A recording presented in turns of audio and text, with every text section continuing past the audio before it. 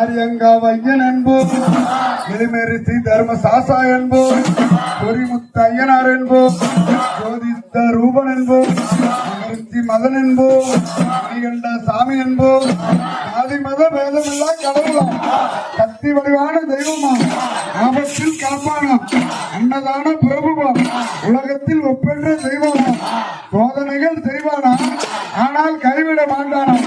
அப்பேற்பட்ட சாமி ரொம்ப திருசையா, ஆனா சக்தி மட்டும் திருசையா.